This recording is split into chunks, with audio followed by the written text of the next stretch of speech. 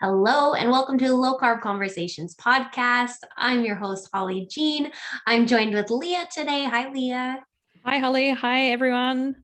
Hi, and we have a guest today. It's my friend Dayna Marsh. She is actually a fellow FNTP, like Leah and I. She's also a licensed massage therapist, and she's based out of Salt Lake City, Utah. Welcome, Dayna. Hello. Thank you for having me on. I am so glad you are here.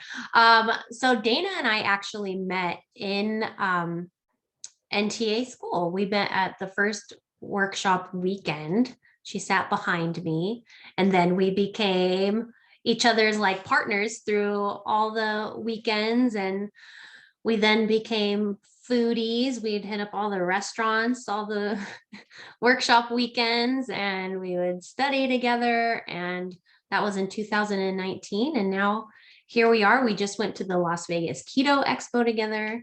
We're running a holiday accountability group together. So we've just become like nutrition besties. Yeah, definitely. So Dayna, why don't you tell us a little bit about your journey and what led you to study at NTA and a little bit about your practice? Yeah, awesome. So some background on me. I was that kid that was just chronically sick all the time. And I had no idea I was sick. I just thought it was normal to be like tired and feel crummy all the time. As I got older, I found out it was migraines, and it progressed into chronic migraines where I would go 20 days out of the month just in so much pain. And on my mission to try to lose some weight, I stumbled upon the Whole30 diet. And that the last 2 weeks of that, I did not have a single migraine. And for me at that time, that was crazy. So I was like, how did this work? And why does this work? And how can I keep making this happen? And I went down a rabbit hole and ended up finding the NTA and learning that everything I thought I knew and everything I had been doing my whole life was upside down and backwards and inside out. So it's been a fun journey trying to figure everything out and learn about myself, learn about my body, and understanding how everything works. With clients, that's also the same thing that I try to do, is just walk with them on their path to finding wellness and health. And I guess with the massage side of that, I just help de-stress your body in general with moving your lymph and your blood flow, circulation, and that overall relaxation. Awesome. There are two things I want to talk about in that. One, I am so glad you mentioned Whole30. I think Whole30 is one of the greatest things. Like, I can't tell you how many people have had their eyes opened or learned about there being a whole new world when it comes to nutrition and listening to your body and how your body is supposed to feel. And I know there's a lot of extreme views against Whole30, saying you shouldn't be eliminating whole food groups and it's too restrictive and it's not sustainable. And it's like, the point, it's not supposed to be sustainable. The Whole30 is not supposed to be something that you do forever, but it's supposed to start you on that journey of beginning to learn about your body and what it's supposed to feel like and what symptoms mean and how certain foods make you feel or don't feel. And if any one of our listeners haven't done the Whole30, like, it's something that I highly recommend anybody do at some point in their life, just for that learning experience. Okay, and then my next question. So were you a massage therapist before going to nutrition school? Like, has that always been your thing? Yes. Sorry, I don't think I touched on that very much. So I became a massage therapist in 2004. So I've been doing it my whole adult life, and I love it. I love being able to just help people heal with my hands. It's amazing. Yeah, and those are two very complementary disciplines to have the nutrition and to have the massage therapy, because as people start to learn about nutrition and the role of inflammation in the body due to our diet, so you really have an opportunity to educate people as they're coming in, maybe chronically in pain or chronically inflamed, to be like, so let's talk about what are you eating. So I love that you combine those two things together. Yeah, it definitely has been a benefit to all of my clients when we start to lower the inflammation in the body and then also work it out. So it's been really cool to watch. Fantastic. Okay, so I also know that you have a story around your gallbladder and a history with digestion, and you were a really fun, I guess we were each other's like kind of practice clients, right? Yeah. Like Yep. through We school. were. And so I don't want to say you were my problem practice client, but you were, excuse me, sorry, I'm still getting over a cold. You are definitely like the more interesting one, because I've never, like, I'm still learning all this stuff. And then here I meet someone that doesn't have a gallbladder. So that is actually going to be our topic of discussion for today. So why don't you just start us? Let me see. Where do I want to start this story? Where do you want to start this story, Dayna? We Like, can do you start. want to start with like when you started notice things going wrong, or let's back up. Let's start there. We can start at the very, very beginning if you want. So, Well, we don't have all night. So I definitely have always had digestion issues. That was something that I struggled with my whole life. But about 6 years ago, I got really, really sick to where anytime I ate food, any type of food, I would have incredible shooting pain, nausea, and then eventually I was throwing up multiple times a day anytime I ate food. It was awful. So I finally went to the doctor and we did all of the testing. They did an ultrasound. After they did that ultrasound, they said, everything looks normal, but we have this other test we can run. So they did another test, and it was a scan where they shoot you with ink that it goes through your body, and then they see how it digests and can measure your gallbladder function with that. So at that point, I was functioning at 10%. So they monitored me for 2 hours and I didn't move any of that dye out of my gallbladder. So that's when I found out I had a sick gallbladder. Basically, it was just full of sludge, which then explained a lot of my digestive issues.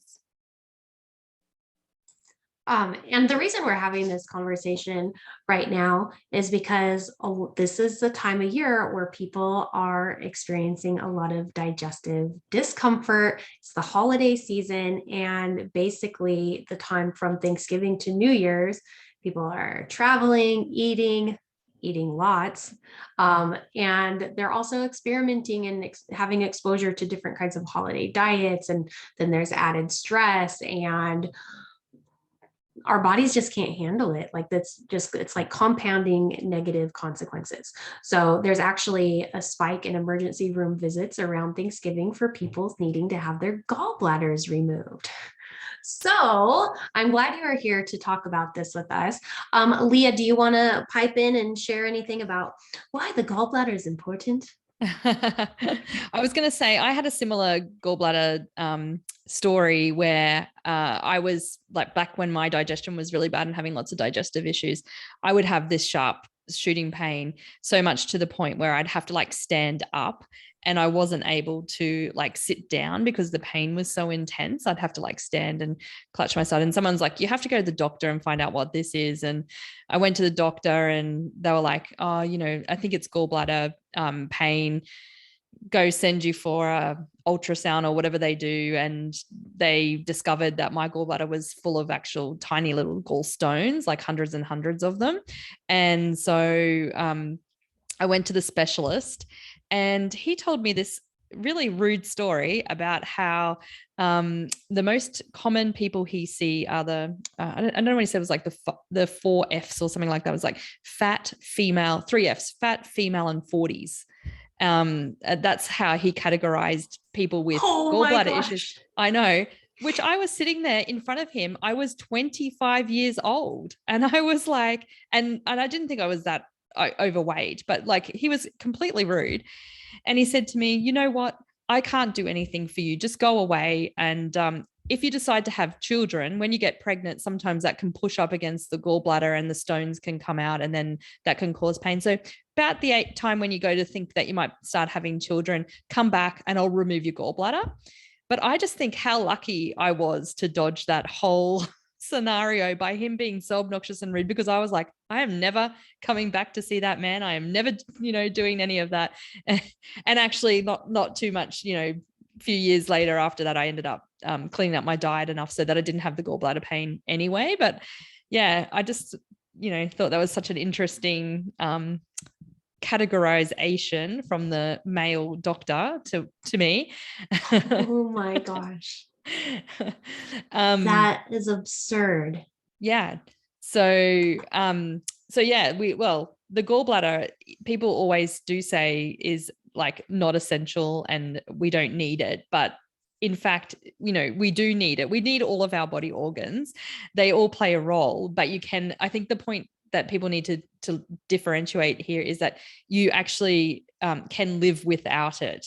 So I think that's the difference, because people always go, you don't need your gallbladder, just have it removed. And it's like, actually, you do need your gallbladder. It is doing a job, but, so, yeah. So sorry, Holly, I probably didn't answer your question, what we were talking about, what the gallbladder is doing. No, you did. Yeah. Well, we'll come back, because that's actually a really good point. Is like, just because you don't need the organ to survive, like your heart, your lungs, you need your heart, doesn't mean that your body doesn't need it, with the gallbladder and the appendix, right? Those poor little organs, they just get kicked to the curb. And the gallbladder is one of those things that's usually ignored until it displays symptoms, or until you have pains like you were talking about. And some of the common symptoms of having a sick gallbladder, as Dayna said, is that right shoulder pain or severe abdominal pain, nausea, vomiting, back pressure, fever, and jaundice. So pretty much everything Dayna described, right? But gallbladder, it plays a big role in your digestion, especially when it comes to fats, because it produces the bile that helps your body digest fats, and you need it, because we're going to get to all the issues that come with after you don't have a gallbladder anymore. And Dayna can share how much information they share with you after the surgery to move on. But gallbladder removal is one of the most common elective abdominal surgeries in America. And we can probably thank the low-fat diet craze for the increase in problems with gallbladders. Now, Dayna, why don't we continue with your story? Yeah. So you end up having the surgery, and is that where we left off? Yeah. So They told me, there's no option. There's no coming back from this. You have to have surgery. Like, you have to. So I went home, I cried, because I was like, it's an organ in my body. Why would I be created with this organ that I don't need? So it was a hard decision, but I followed through because doctor knows best. And so we went in, did surgery. The surgeon then told me when I was done to stay on my low-fat diet that I had been on, and to avoid fats for the rest of my life, not eat any foods that hurt me, and to drink milk of magnesia after every single meal. And for anyone that doesn't know, milk of magnesia is a laxative. So on top of not having my gallbladder and struggling with the side effects of that, I was drinking a laxative with every meal and running to the bathroom all the time. I lost 20 pounds in 1 month. I was wasting away. I was tired. everything was getting worse. My migraines got worse. My skin was worse. My menstrual periods were worse. And I was crazy bloated. And like I said, I could find a bathroom anywhere in any building that I was in. But it also brought me to finding answers and getting into the NTA and finding out that I could actually have fats and there were ways to manage without it. So if looking back, like if you were to be who you were then now with what you know, what things do you think you would have changed? Like, do you think you could have maybe saved your gallbladder? RIP gallbladder. I know. I 100% know that there was a possibility it would have been able to be better. And it's actually through helping other clients that I've helped that are facing similar things where they're being told, you know, your function's way down. So you need to get it out now. And we have gone through and done just a couple little changes and they have turned around completely. So I believe that, yes, I probably could have saved it. So there's probably people listening that have gallbladder issues, or maybe they're in a situation similar to you where they're faced with having to have surgery or maybe not knowing what they're going to have to do. Like someone I know, I won't say who because she probably wouldn't want me sharing this, but she has she has gallstones all the time, and probably twice a year she does some gnarly like cleanse where she's drinking olive oil and then laying on her side, and it's like a 3-day process where she's like literally drinking oil to expel like dozens if not hundreds of gallstones. And I was like, there's really got to be a better way here. So what are some things that people can do? And this could be either Leah or Dayna, like how can we start repairing or healing our gallbladder and reversing the damage that is taking place or has been done? Well, I know for people who I have helped, we do a lot of liver and gallbladder care, but we focus more on the liver because our bile comes from our liver. And if it's not healthy bile coming in, then it's more likely to get stuck in there and get sludged up. It is a very small duct that it has to squeeze through. So we don't want big, thick bile trying to squish through. The other thing that I focus on is just making sure they're on a whole food diet and getting fats into their system. So especially people who have been on a low fat diet like I was, making sure they're getting fats that trigger your gallbladder to work. I was not triggering my gallbladder enough for it to squish the bile out, which is where it was getting stuck. So if you don't use it, you're gonna lose it. Yeah, I think I read something like a recommendation to have a little bit of fat with every single meal to just keep that system moving and flowing. Well, maybe this is a good time to point out the good kinds of fats to have. Go ahead, Leah. I was just going to say, and when you're adding that fat in, it should be emulsified, that fat to start with. So mixing the fat with an acid so that it's kind of like thinner, like I guess emulsified, I think is the word. I don't know how else to describe it. So that it's easier to digest. So those types of fats are much better for the body to digest than just going and loading up on some butter and bacon when you have no gallbladder. So yeah. Maybe there's a reason. Let's look back on like our traditional ways of eating. Like when I think back of like dinners with my grandparents, it always started with a small dinner salad with olive oil and either like a little bit of vinegar or fresh squeezed lemon or something. So maybe starting dinner with the salad, maybe instead of going for like the ranch or something, go with an oil and vinegar to get those fats going and to get the digest. No, yeah. Leah's making a face at me. Are you saying, sorry, no, don't do that? My internet's cutting in and out. No, that's good. The vinaigrette, the salad dressing. I assume that's what you were saying. I was like, I missed half that conversation. Yeah. Okay. Good. I'm glad you weren't just making faces at me then. No, I was making faces at the internet. Okay. All right. Good. I won't take it personal. All right. Well, let's move on and talk about for people who have maybe already had the surgery, or don't sorry, have. Holly. Oh yeah, go ahead. Sorry, I just want before you move on, I just want to talk about a couple of things in terms of helping with the lack of gallbladder, like nutritionally wise, because we didn't quite finish off on that conversation. So I love that Dayna focuses on the liver because bile is made in the liver and then stored in the gallbladder. So that's why we can survive without a gallbladder. But places then all that load on the liver. So definitely looking at in nutritional therapy, we look at cofactors, and the nutritional cofactors, the big one there is liver. The other one is adequate digestion. And I would say the reason to get the adequate digestion is looking at the diet. So if you have your gallbladder removed and you go back to the same diet that you've always been eating, you are never going to address any of the problems that you are having to begin with. So you really need to go back and transition that diet over to a real food diet, a Whole30, whatever it might be, something that doesn't include all the foods that you were once eating. And that's a really common mistake that people make, is that they just think, okay, I'll just have it removed and I'll go back to eating my trans fats and, fried foods and whatever it is that triggered in the first place. And then why don't I feel great? Well, there's a big clue there.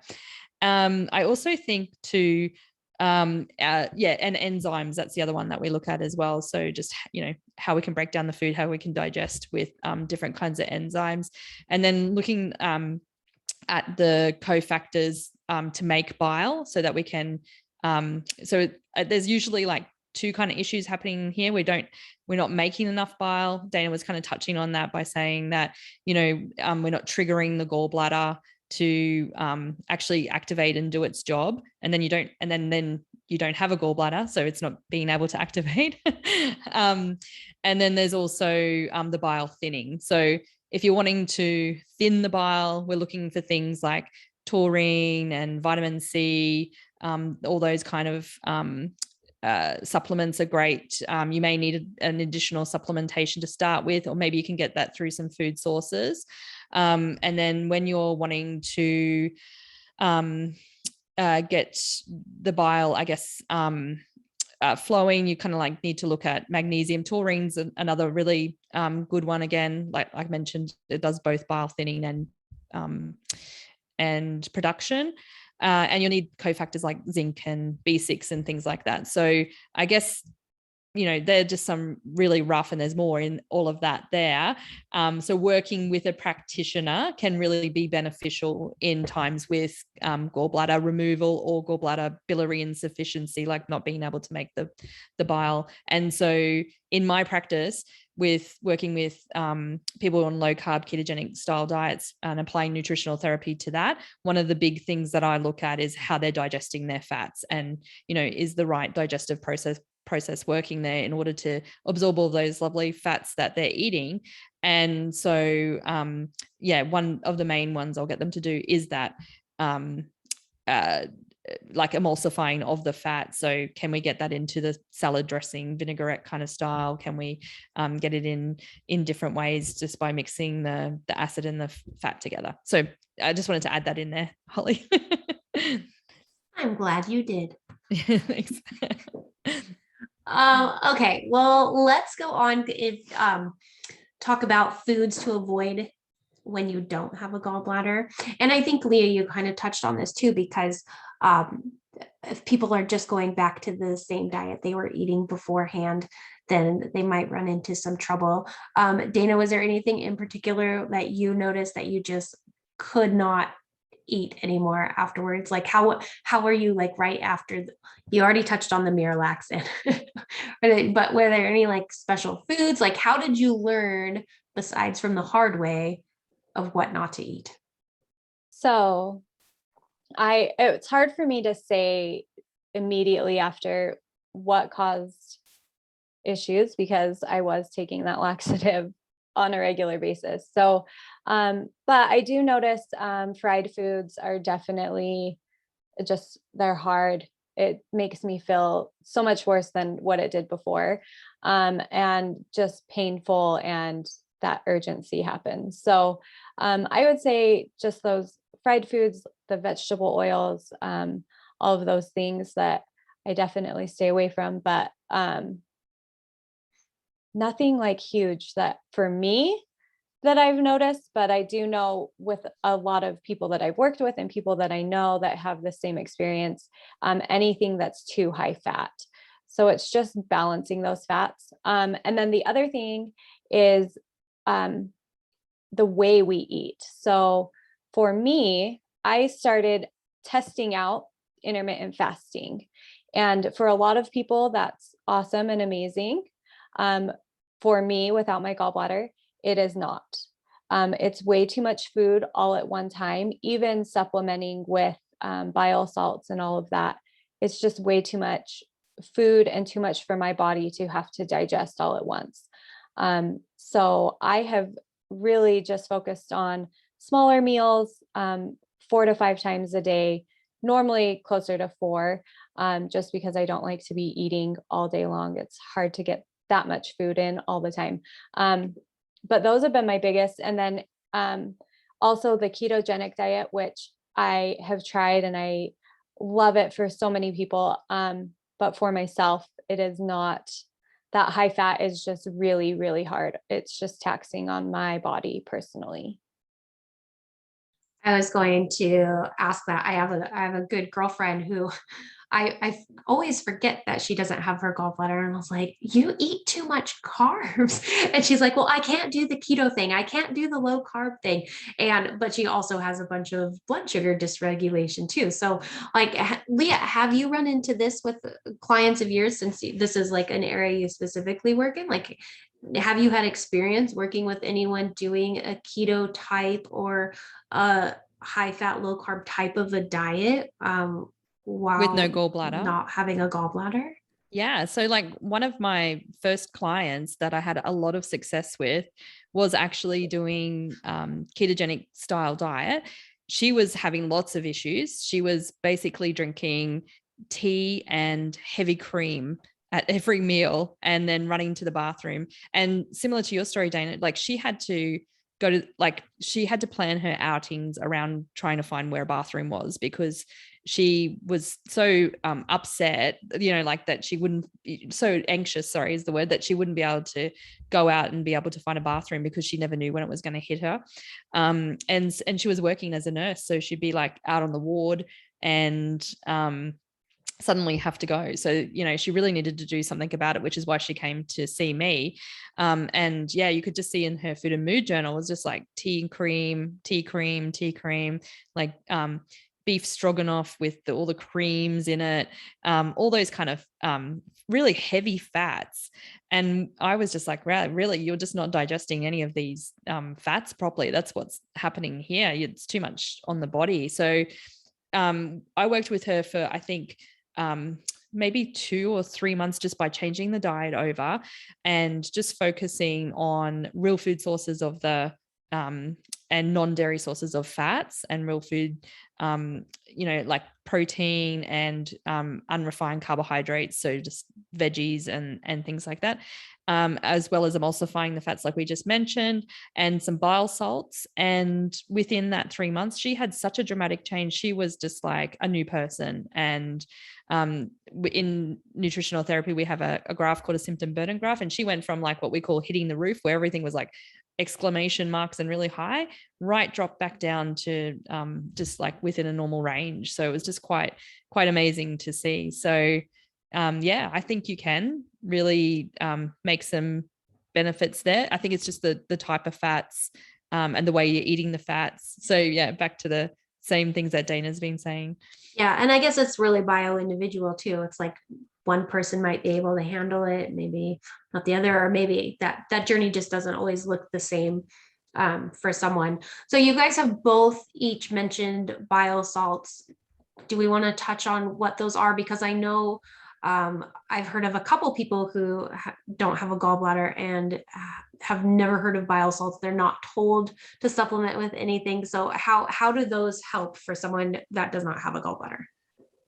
Go ahead, Dana, if you want to speak. I've been talking a lot. Yeah, of course. So bile salts just give you bile into your system. So you'll take it as a supplement with your meals, and then it acts as though you have a gallbladder that's giving you biles to help you digest those fats again, since that's what bile does in your body. So simple.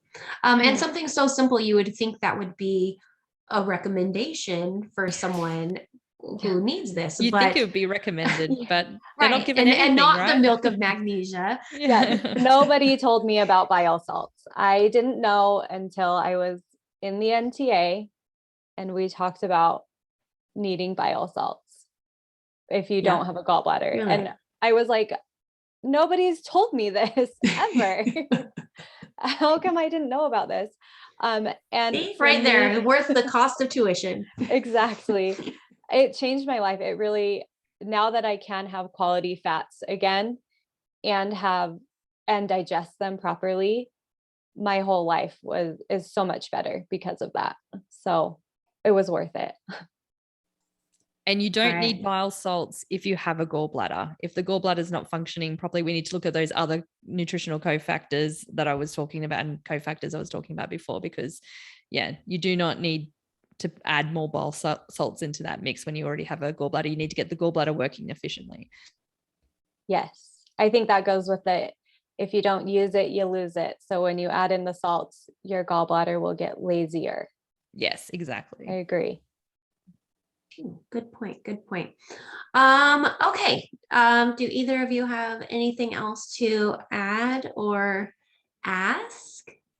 The only thing I would say is if you are looking at down the path of having gallbladder removal, or you are having issues, that you seek some alternative help first and see, like, maybe surgery is unavoidable for some people, but there is, you do have other options to look at. So, looking at the diet, working with a practitioner that can really help you. So so please don't think it's your only option.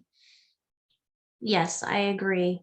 Thank you for that. Dayna, why don't you tell our listeners where they can find you? I know you're on Instagram. You want to share your Yes. stuff? So my only social media is Instagram, and it's Body Therapy Salt Lake. Okay. We will The be best sure way to to find add me. that. Okay. And you are accepting new clients, correct? Yes, I am. So all of that information's on there. And then I do have my scheduling and all of that linked on my Instagram. So that's the easiest way to navigate and find me. All right. And if you're in Salt Lake City or have friends and family in Salt Lake City, get them a gift certificate to get a massage so they can reduce inflammation and get their lymph moving. Give the gift of health this year. All right, Dayna, thank you so much for being on the show. And it's good to see you, Leah. Thank you. Thanks, Holly. Thanks, Dayna. Yeah, All thank right. you for having me on. Thanks. That is the end of today's episode. Our theme music is created by Andrew Bowden, and production services are by Kevin Kennedy Spain of Disc of Light Media. Have a great week, everyone, and happy holidays.